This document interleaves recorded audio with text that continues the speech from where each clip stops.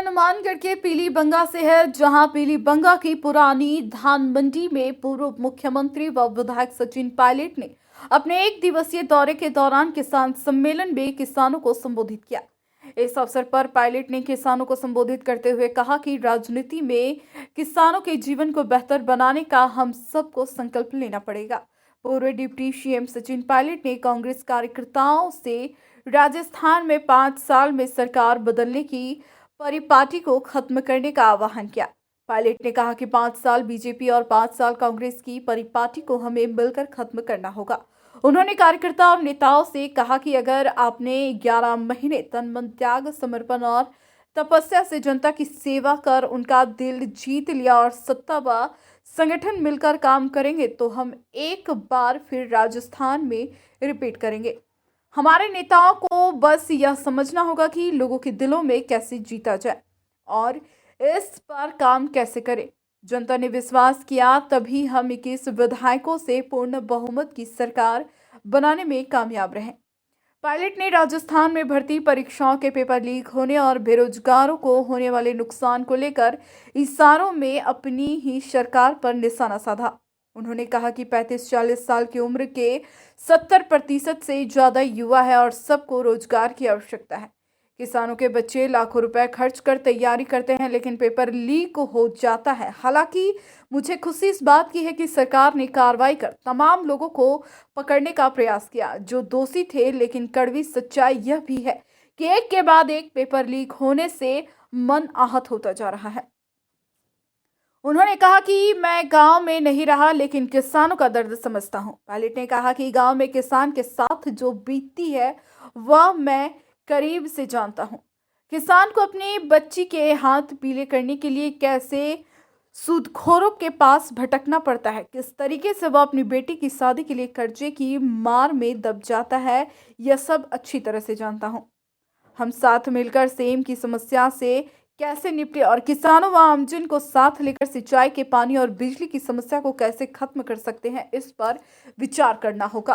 किसानों का संघर्ष, मेरे बहुत से साथी बैठे यहाँ पर जिन्होंने 5 साल अपनी जेब से पैसा खर्च किया, सड़कों पर, गलियों में, गांव में, खेत में पदयात्राएं करी, लोगों के बीच में गए, दोबारा लोग विश्वास जीतने के लिए सब कुछ हम लोगों ने किया।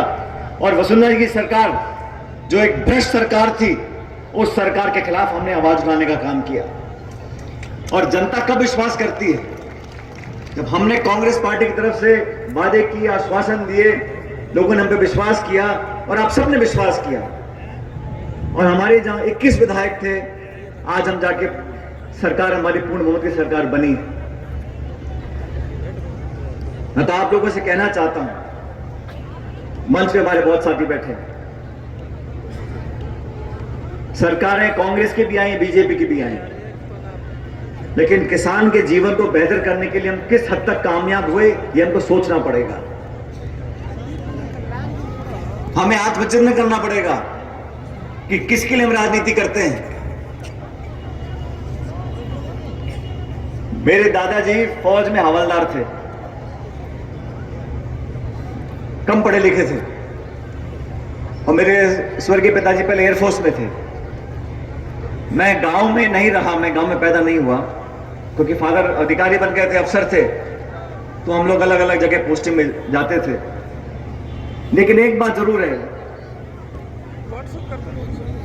गांव में किसान के ऊपर क्या उस पर बीतती है, अपनी बच्ची के हाथ पीले करने के लिए उसको कहां कहां भटकना पड़ता है, किस किस से उधार लेना पड़ता है, किस किस के हाथ जोड़ने पड़ते हैं, उन व्यवस्थाओं से वो जितने वाकिफ हैं। और राजनीति में अगर हम लोग काम करते हैं तो उन लोगों के जीवन को बेहतर बनाने का संकल्प हमको लेना पड़ेगा। हम सिर्फ भाषण दें, घोषणाएं करें और अपने जीवन काल में समय निकाल दें, उसका कोई मतलब नहीं है। जब जब मुझे मौका मिला, मैंने पूरी कोशिश करी कि लोगों की उम्मीदों पर हम खरा उतरें, नौजवानों को ताकत दें। 2/3 देश की, प्रदेश की आबादी आज नौजवानों की है। 35-40 साल से कम उम्र के लोग हैं 70%। उनके जीवन को कैसे बेहतर बनाएं, रोजगार के साधन को कैसे उपलब्ध कराएं।